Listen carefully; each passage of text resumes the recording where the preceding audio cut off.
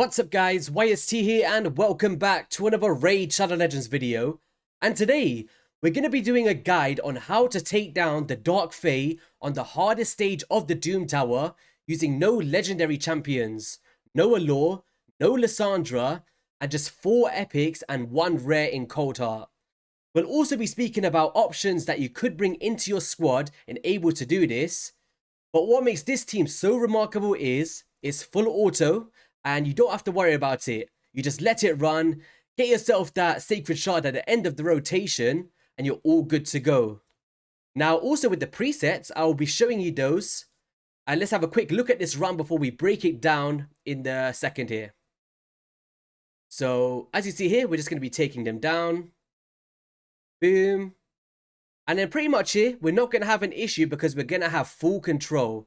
And as I said, we will be breaking down all of the skills very, very soon. I just wanted to use this as a fun intro, just to show what you guys are getting into here. So we've got 2 max HP champions in Royal Guard and Cold Heart, which I wouldn't say are mandatory, but definitely great options. We've got an Archmage helmet, who is from the normal Doom Tower, from collecting fragments. One of the man of the matches here is going to be Skimfoss, that you may have seen in the thumbnail, who is a Void Epic champion. And I actually think he's on par with Allure for this boss in particular. Arguably a little bit better. I don't know. We'll have to just kind of see that in a second. And then also Deacon Armstrong for speed auras, leech to survive, and the increasing and decreasing of turn meter of the boss herself. So we're going to be coming through here. It doesn't take too long. It's about a 2-minute run. Boom, boom, boom. Not doing too bad at all. And the leech is actually very strong here, which is why Deacon Armstrong is probably up there in that S tier category in taking this down.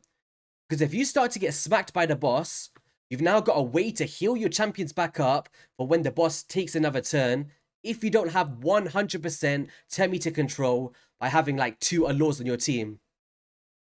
But we are on the test server today, guys, so don't think that I've unlocked this already. I should have said that earlier. So thank you so much to Raid for allowing me to jump on and bring these teams to you guys on the channel. So, boom, boom, boom. We're getting stolen here again, which is completely fine. They might take a little bit of a turn. Taking a bit of a smack, and this is not like the most perfect run. I've had way better than this, but it's always good to show all of the different sides. So, 2 minutes and 42 seconds. This is a 100% team as long as you build it correctly. So, alright, let's talk about the team and who we're using, and then the actual boss itself. Well, actually, I'll talk about the champions in a second. Talk about the boss. So, if we go into the boss guide, which is navigated on the right-hand side, which I think is a great tool for all players, it actually breaks down all of the individual skill sets that this boss does. So, AoE on the A1 has a chance of placing a leech debuff on each enemy for 2 turns.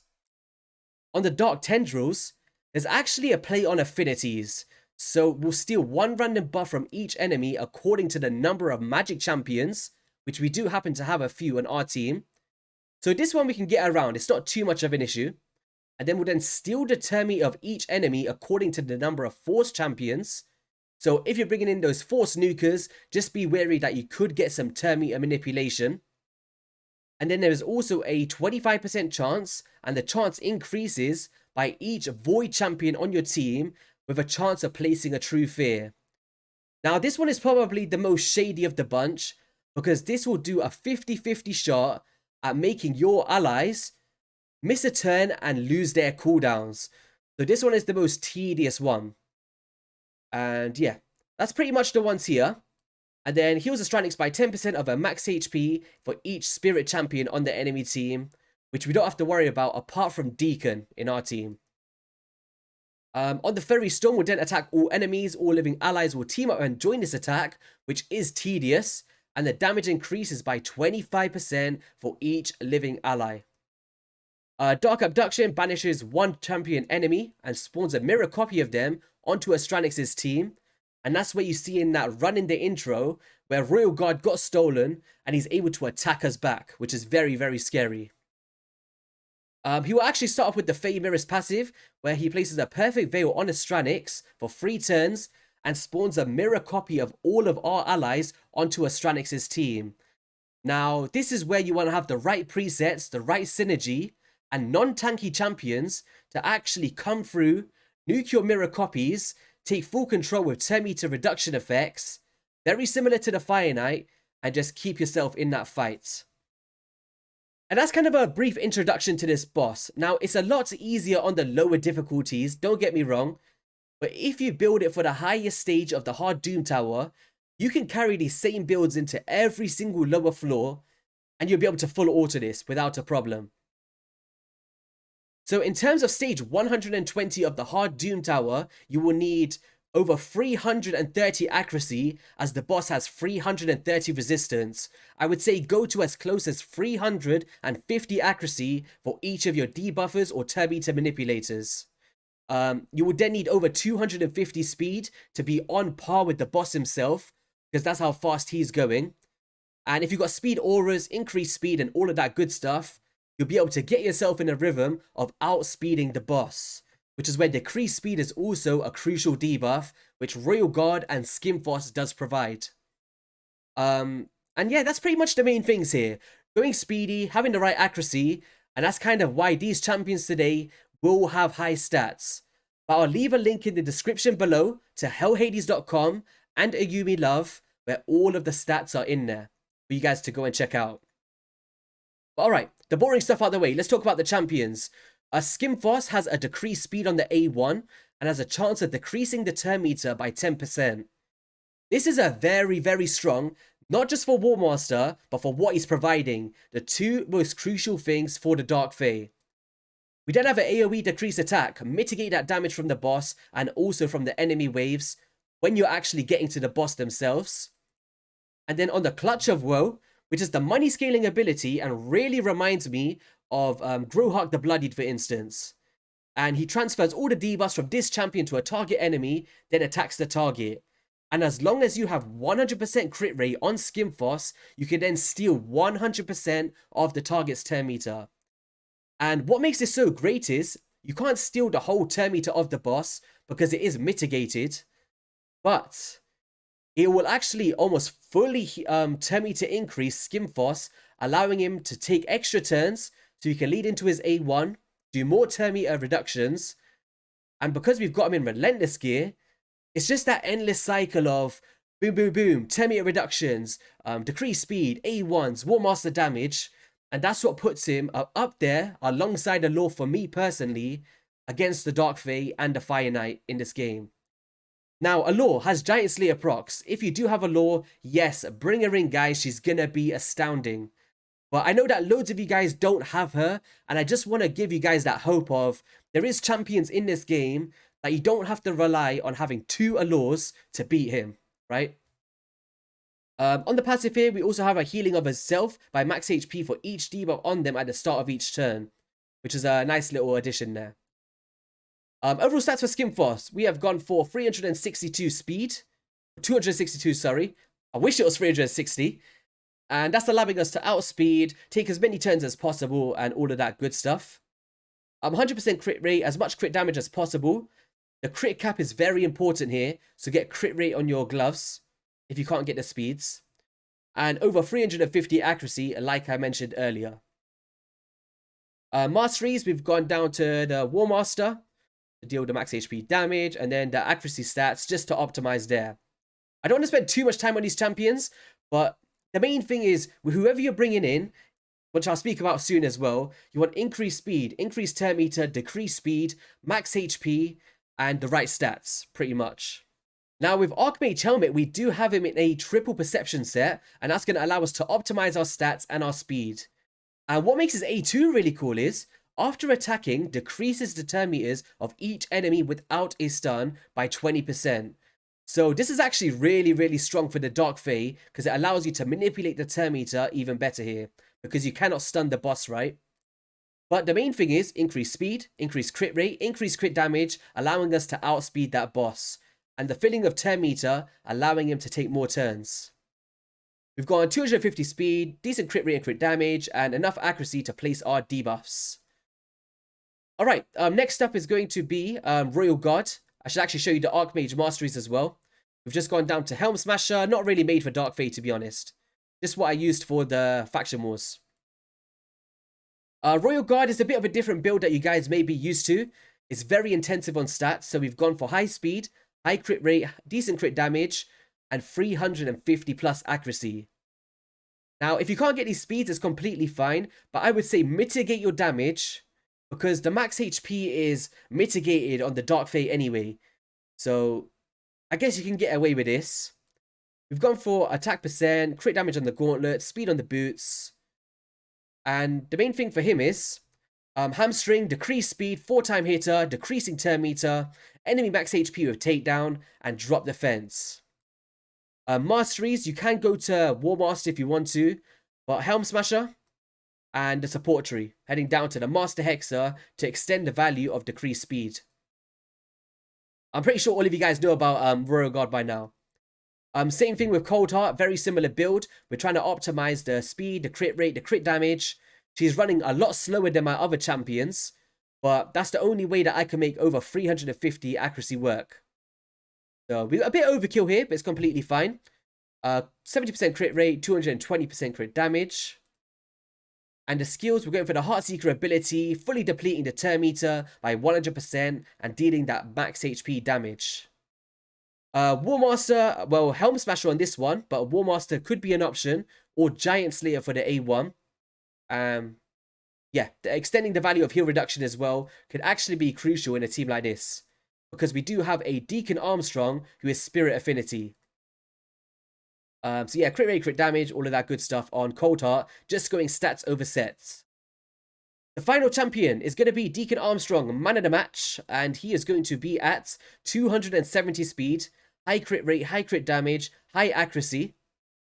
And the main thing for him is filling the turn meters, depleting the turn meters, extra turns, AoE drop defense for setting up the nukes on when you face the mirror of yourself, and the leech on the A1 to allow us to heal by 18% of the damage inflicted, which can scale off War Master masteries.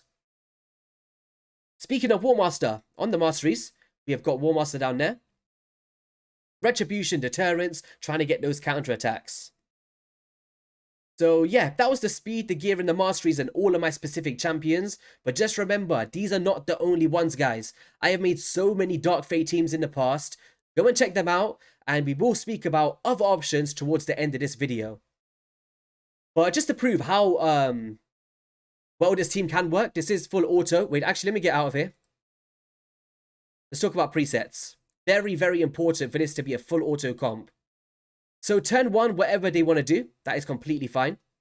But wave 2, you want to start making control here. So we're going to have a first opener, but blocking off to save all of our cooldowns for when we come up against the boss. Because the last thing that you want is you're facing the mirror of yourself and you don't have your cooldowns. Cold Heart, blocking these off on A2s, on round 2, sorry. Same with Royal Guard, same here, just an opener. And this one we're just blocking off the A3. Now on round 3, we're going to have a first priority and a second priority on time compression. We're going to have a first priority on Heartseeker, blocking this off and allowing the 4-time hitter to consistently proc. Royal Guard is going to be first priority on takedown, second priority on hamstring. Then opener of Curse Feeder, first priority on Clutch of Woe, which is going to be the Terminator Manipulator. And then a first priority on Psychic Guidance, which will actually increase our speed, allowing us to take the upper hand. Let's get into it. Enough speaking, but you guys did really tell me on stream that you wanted another guide on the Dark Fae, and I thought it is only right to do it. So this was the presets that I showed you guys, completely fine. We have now blocked off a bunch of presets because we will be able to survive on wave 2. There is a bit of RNG aspect with, what's his name? Archmage Helmet, because he is the wrong affinity and he might not be able to stun sometimes, which you're seeing here. But with the ally attacks of these champions, they tend to want to go for your spirit one, which is a little bit weird, but I can't complain. So look, there we go again. Sometimes you do get the sun, sometimes you don't. So it's always good to show like a reasonable thing of what can happen. So there we go. We're nearly dying with Royal Guard here, which is unfortunate. Boom. All right, I'm going to put this down to a 1 speed, but it is full auto still. So we've got with the presets, we've got the drop defense. Then we're going to go boom, AoE. We're going to come through with the increased speed, increased crit damage. We're going to do max HP, first priority on Heartseeker, and now the boss is actually going to take a turn. So he's going to steal our Royal Guard, which is completely fine. Going to get them back because we managed to kill them there. And then pretty much here, hopefully we get the decreased speed out very soon, which we should do with Royal Guard right now. Boom. Decreased speed is out, and now we should be completely in sync. Now, because we got the Leech debuff, this is why it allows us to keep this at 100%, because now our Royal Guard is going to be able to heal back up like this. Boom. 35,000 heal, and that's what keeps this really, really strong for me. Because you survive by 18% of the damage dealt, and of course the max HP ability is going to completely smack. Bit of Leech going out, which is completely fine. We'll do this run again straight after this. I just want to show the consistency. Because if Archmage Helmet does stun on wave 2, Royal Guard is never mitigated at all. But it's something that can happen and something you should be wary of if you want to completely replicate this. But look at this, guys. This is insane. Really, really cool team. We've got a bit of resistance there with the Royal Guard, which is fine. Royal Guard wants to completely nuke us there. And let's think. Speed. This. They don't want to attack. Wait, why is he not? Wow, that's weird. Why did they not attack the Royal Guard there? That is very odd. It's all good. We should be fine here still. We're still stealing turn meters. I've tried it. No matter how bad it goes. There we go. Boom. Max HP. Stealing turn meters. That's the relentless procs of that champion. Very, very strong. Do another nuke. It's all good. Drop the fence. Stealing the turn meters. And kaboom. So it never went like exactly how we wanted. But no matter which way it went, sometimes Cold Heart dies, sometimes a Royal Guard might die. It's just the RNG factor. But I have not had a loss, and I've done this like, I would say reasonably 20 times before recording this video. So now we're going to go for a full 2 speed. Let it run. Let's see how well it goes this time. So boom. Completely fine. And of course, once you start bringing Allures in here, you're going to see a much better return because there we go. There's some stuns. We actually got one of the stuns out. So now we've got one less target to think about to mitigate our Royal Guard's health. There we go. It's always when we're recording when somebody wants to die. It's completely fine. It's always good that you guys see these things where it could potentially look a bit tedious, but the way that we've got it tuned allows us to just claw back the fight and have full control. But it was very odd there, guys. Don't you think that he wasn't attacking the mirrored copy, which they usually do? So, drop defense going out. There we go. The counter attack from Deacon. That's just from our masteries. Max HP and kaboom. Leech going out this time, which is completely great. See, there they did it. So why didn't they do it in the last run? 10-meter control. AoE attacks. Yes. Now we're getting everything that we want out. We got some Leech, we got decreased attack, we got heal reduction, drop defense, decreased speed, max HP abilities. Let's freaking go. Let's go. This one might actually be my fastest run. It actually might. Let's see. So there's the true fizz, which having void champions could become tedious, like I was saying. But that is the thing, right? That's how the Dark Fae works. So there's the Leech, max HP abilities, increase attack. There we go. Hopefully get another turn in with Cold Heart. Hopefully some max HP can come through. Boom, heal ourselves back up. Extra turns with relentless procs of Skimfoss. Free speed. They're going to seal it. There we go. We did it properly that time.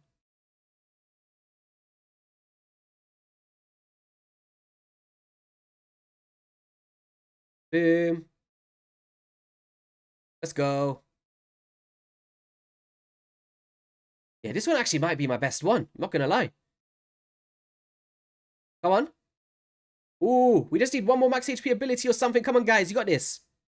Let's go. 2 minutes, 22 seconds, 120 turns, no legendary champions, no Allure, no Ninja. Just pure max HP, a Skimforce, Archmage Helmet, and Deacon. Let's go, man. I'm hyped with that one. And that's pretty much how it can go, guys, most of the time, but there will be those tedious runs which you guys seen in the run. Alright, anything else that I want to speak about? Potential options that you may be looking for. One of the MVPs would be a Lysandra, because she is like the legendary version of a Deacon Armstrong, but she doesn't have the leech, which is where I would actually put a Deacon above a Lysandra, in a sense. Unless you've got Allures, you're fully completing the turn meter, then yes, this will be a much better champion, because we've got increased speed, turn meter manipulation, fully depleting, and an A1 which can transfer debuffs, with a huge speed aura of 24%. So very strong champion there. The other one, of course, that I keep banging on about, Allure, the person that loads of you guys don't have, and it is an issue. So she could be a great one in manipulating that turn meter, especially if you got two. That'd be full turn meter control.